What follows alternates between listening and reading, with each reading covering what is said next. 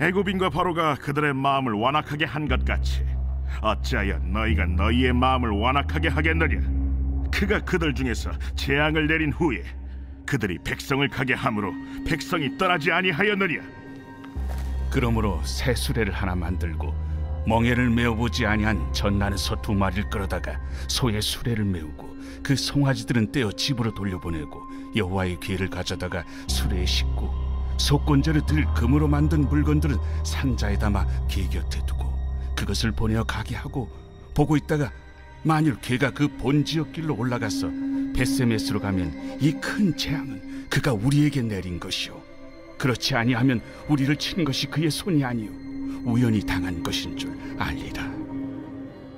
그 사람들이 그같이 하여 젖나는 소 2를 끌어다가 수레를 메우고 송아지들은 집에 가두고 여호와의 궤와 및 금지와 그들의 독종의 형상을 담은 상자를 수레 위에 실으니 암소가 벳세메스 길로 바로 행하여 대로로 가며 갈 때에 울고 좌우로 치우치지 아니하였고 블레셋 방백들은 벳세메스 경계선까지 따라가니라. 할렐루야. 우리 사랑하는 사교구 성도 여러분, 한 주간 평안하셨습니까? 우리 오늘도 함께 가정 예배로 하나님께 영광 올려드리기를 원합니다. 오늘 함께 예배를 드릴 때 여러분의 가정마다 그리고 하나님께서 허락하신 모든 환경마다 상황마다 하나님의 크신 은혜와 능력이 함께 하시기를 간절히 축원합니다. 오늘 함께 말씀을 나누기 전에 먼저 오늘 이스라엘 백성과 이 블레셋 간에 어떤 일이 있었는지 그 배경을 함께 나누기를 원합니다. 사무엘상 4장을 보면은요, 이스라엘과 블레셋 간의 전쟁을 하는 장면이 기록되어 있습니다. 이때 당시의 전쟁은요, 싸움은 사람이 하지만 실질적인 전쟁의 승패는 그들이 믿는 신이 결정을 한다라고 믿었습니다. 즉 이스라엘과 블레셋이 싸우는 이 전쟁 역시 이스라엘 백성들이 믿는 하나님과 그리고 블레셋 사람들이 믿는 다곤신의 싸움이라고 생각을 했습니다. 여러분, 그렇다면 이 전쟁의 승패는 과연 어떻게 됐을까요? 아쉽게도요, 이스라엘이 패배했습니다. 그것도 2번이나요. 하나님께서 이 블레셋이 믿는 다곤이라는 신보다 약했기 때문에 패했을까요? 아니요, 그렇지는 않습니다. 이때 당시에 이스라엘 백성들이 하나님 앞에 바로 서지 못했기 때문에 이 전쟁은 패할 수밖에 없는 전쟁이었습니다. 그런데 이스라엘 백성들은요, 이 사실을 인지하지 못한 채 전쟁을 했고요, 이로 인해서 첫 전투에서 무려 4,000명이라는 많은 사람들이 목숨을 잃게 됩니다. 이후에 이스라엘 백성들이 모여서 회의를 하기 시작합니다. 그리고 회의를 하면서 내린 결정된 사항이 무엇이냐? 하나님의 궤, 하나님의 이 법궤를 가지고 전쟁에 참여하는 것이었습니다. 명목은요, 하나님이 그들과 함께 하신다는 것이었지만 실질적으로는 부적과 같은 느낌? 그러니까 하나님께서 함께 하심으로 승리한다는 것은 명분일 뿐이었고요, 오히려 이들이 믿고 있던 건 하나님의 법궤였습니다. 하나님의 법궤만 가지고 가면 나는 이길 수 있어 라고 자신들이 생각하고 자신들이 결정한 일을 행하게 되었다라는 것입니다. 그렇다면 이 법궤를 가지고 나아갔을 때 그럼 이 전쟁에서 승리했느냐? 앞서 말씀드렸던 것처럼 이 2번째 전쟁도 패하게 돼요. 그런데요, 이 전쟁에서 패하면서 처음 패했을 때보다 더 많은 사람들이 목숨을 잃게 됩니다. 무려 3만 명이나요. 그리고 그 당시에 그 전쟁 가운데 함께했던 제사장 홈니와 비느하스도 죽게 됩니다. 그리고 우리가 함께 본 사무엘상 6장의 내용이 이어지게 됩니다. 여러분, 블레셋 사람들이요, 이스라엘 백성들에게서 빼앗아간 이 법궤가 7개월 만에 이스라엘 백성들에게 돌아오는 장면이 오늘 우리가 함께 본 장면이에요. 구약에서 이 하나님의 법궤는요, 이스라엘 백성들에게 있어서 그 어떤 것보다도 소중한 것이었습니다. 증거의 궤, 이스라엘의 하나님의 궤, 주 여호와의 궤라고도 불렸고요, 이 법궤 안에는 우리가 잘 알다시피 10계명에 새긴 2돌판과 그리고 만나 항아리, 그리고 아론의 쌍난 지팡이가 들어있었습니다. 이스라엘 백성들에게 있어서 이 언약궤가 놓여져 있는 이 지성소라는 장소는요, 하나님과의 만남의 장소였고요, 또 하나님이 자신의 뜻을 계시하고 이스라엘 백성들을 인도하는 하나님의 임재를 상징했습니다. 때문에 여호수아 3장에서 이스라엘 백성들이 요단강을 건너갈 때 이 언약궤를 앞세웠고, 또 여리고성을 함락시킬 때도 항상 언약궤를 앞세웠던 것입니다. 이처럼 이스라엘 백성들에게 있어서 법궤는 하나님을 상징하는 것이었습니다. 또한 블레셋 사람들도요, 이 사실을 알고 있었어요. 이스라엘 백성이 이 법궤로 인하여서 받은 축복에 대해서 너무나도 잘 알고 있었습니다. 때문에 블레셋이 생각했을 것입니다. 이 하나님의 법궤만 있다면 이스라엘 백성들이 받았던 축복을 우리도 받을 수 있을 거야. 마치 이스라엘 백성들이 생각했던 것처럼 하나의 부적처럼 생각했을지 모릅니다. 때문에 이스라엘 법궤를 가지고 온 블레셋 사람들은요, 처음에는 의기양양했어요. 그러나 여호와의 법궤를 빼앗아간 블레셋 사람들은요, 이 법궤로 인하여서 축복을 받는 것이 아니라 오히려 독종의 재앙을 받기 시작합니다. 법궤를 아스로, 가드, 에글론으로 옮겨보았지만 이 재앙에서 벗어나기는커녕 계속해서 7개월이라는 시간 동안 이 법궤를 옮기는 곳마다 똑같이 독종이 나타나기 시작하는 거예요.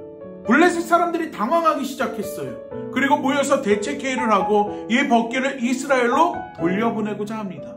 그런데 뭔가 아쉬워요. 뭔가 아까운 생각이 듭니다.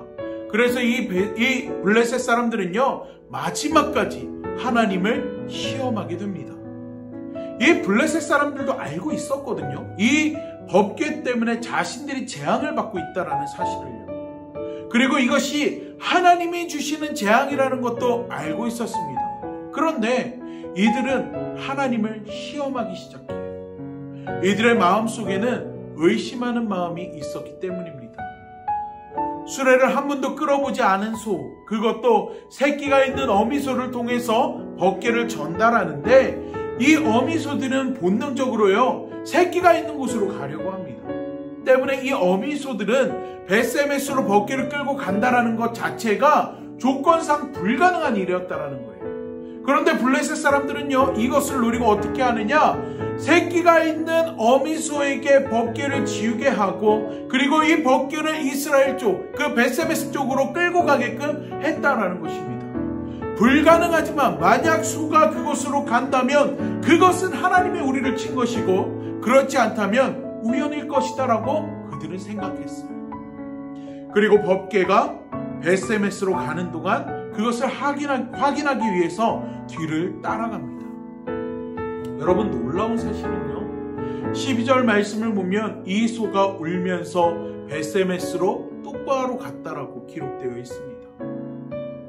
사랑하는 성도 여러분, 어떻게 보면은요, 우리가 하나님을 시험하려고 하는 블레셋 사람들과 너무나도 닮아 있지 않습니까?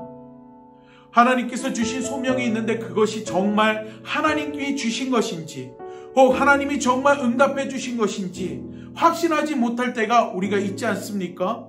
의심하는 마음, 내가 기도하면 일이 이루어질까? 내 삶 가운데 하나님이 일들을 행하셨을까? 내 삶 가운데 문제가 있을 때 이 문제들을 통해서, 그리고 내 삶 가운데 혹 좋은 일이 있다 할지라도 그 좋은 일들이 정말 하나님이 하셨을까? 라는 의심하는 마음들, 혹은 하나님이 하실 수 있을까? 라는 마음들이 우리에게 있지 않습니까?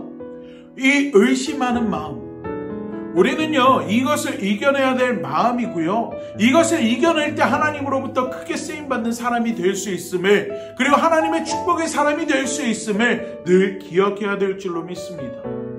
마가복음 5장을 보면은요, 예수님께서 회당장 야이로의 딸을 고쳐주는 장면이 기록되어 있습니다. 당시 회당장이란 예배를 주관하는 자였습니다. 그 자의 딸이 죽었을 때 그 집에 모여있던 사람들, 분명 하나님을 알고 하나님을 믿는 사람들이었습니다. 또한 예수님에 대한 소문들도 분명히 듣고 알고 있는 자들이었습니다.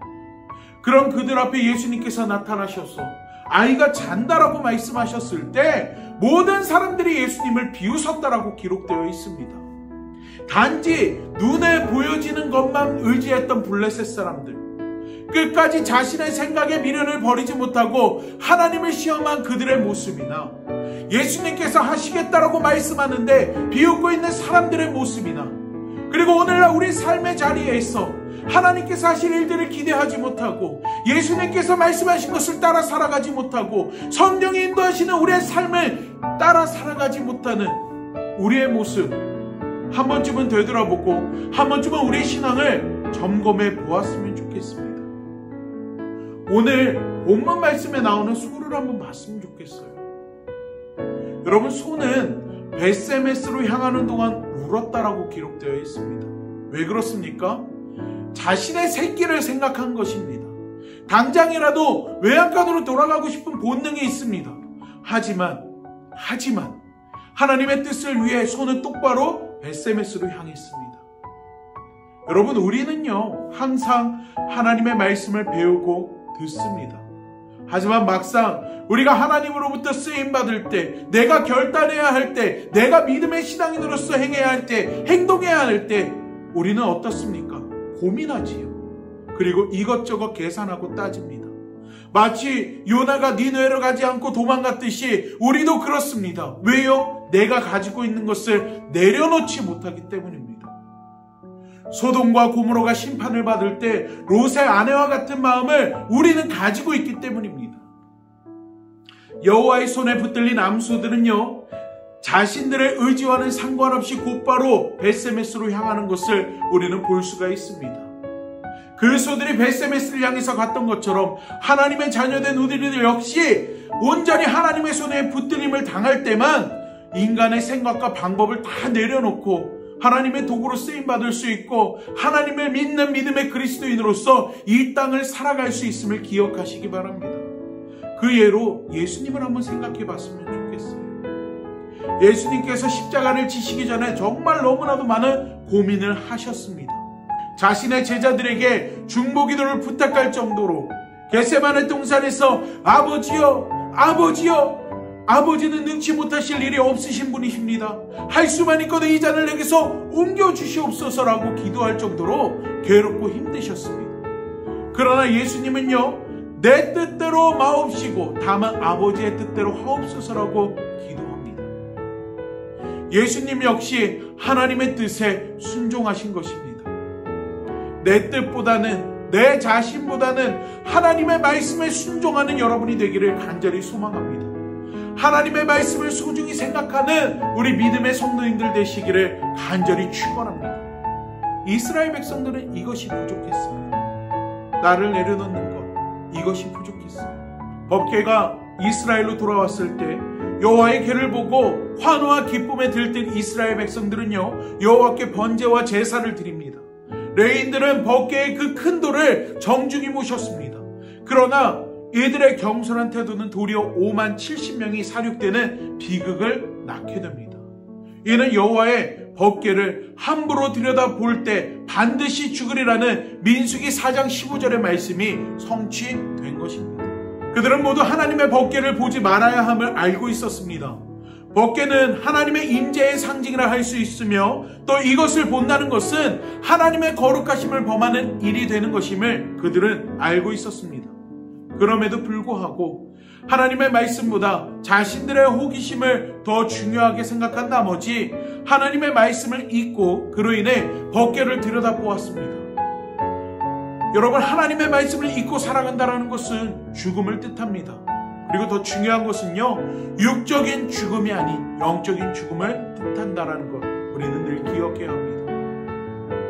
저는 우리 믿음의 성도님들이 주어진 자리에서 늘 하나님의 붙들린 믿음의 백성이 되기를 간절히 축원합니다. 그리하여서 하나님의 영광을 드높이는 여러분이 되시길 바랍니다. 나 자신보다는 언제나 하나님의 말씀에 귀를 기울이고 그 말씀을 잊지 않고 항상 생각하고 행동할 수 있는 우리 믿음의 성도님들 되시기를 이 시간 간절히 축원합니다. 기도하겠습니다. 사랑의 하나님, 오늘 우리가 사무엘상의 말씀을 가지고 함께 이야기를 나눴습니다. 하나님, 이스라엘 백성들이 블레셋과의 전투에서 패하고 난 뒤에 하나님의 법궤를 가지고 나가면 이길 것이라고 생각하고 하나님의 법궤를 가지고 나갔지만 거기에는 하나님의 뜻은 없고 단지 이스라엘 백성들의 인간적인 생각만 있었음을 하나님, 우리가 말씀을 통해 봅니다. 하나님, 블레셋 사람들 역시 하나님의 법궤를 가지고 있다면 이스라엘 백성들처럼 은혜와 축복을 받을 것이라고 부적과 같이 생각하고 그것을 소유했지만 오히려 그것이 하나님의 재앙을 불러오는 일들을 경험했을 때 그것을 이스라엘 백성들 가운데로 돌려보내면서도 끝까지 하나님을 시험하는 모습들, 하나님 우리가 말씀을 통해 봅니다. 하나님, 그리고 우리의 삶을 돌아보았을 때 이스라엘 백성들처럼, 블레셋 사람들처럼 우리 역시 하나님을 끝까지 신뢰하고 의지하고 하나님의 뜻과 하나님이 원하시는 것을 따라 살아가기보다는 내 생각, 내 방법, 내가 가지고 있는 것들을 내려놓지 못하고 오히려 내가 원하는 대로 삶을 살아왔음을 하나님 고백합니다. 하나님, 오늘 이 말씀을 통하여서 우리의 믿음과 우리의 신앙과 우리의 삶을 되돌아보기를 원합니다. 그리고 온전히 주님 앞에 나아가지 못하고 믿음의 그리스도인이라 이야기하지만 세상 사람들과 별반 다르지 않은 삶을 살아갔음을 회개합니다. 하나님, 이 시간 저희를 기억하여 주시사 우리의 죄악되고 부족한 모든 부분들을 주님의 보혈의 피로 깨끗하게 씻겨주시고 용서하여 주시고 이 시간 주님의 은혜와 능력과 성령의 도우심을 통하여서 우리의 심령이, 하나님 우리의 믿음이 온전히 다시금 새롭게 되어지고 회복되어지는 시간이 되기를 원하오니 하나님 함께하여 주시옵소서.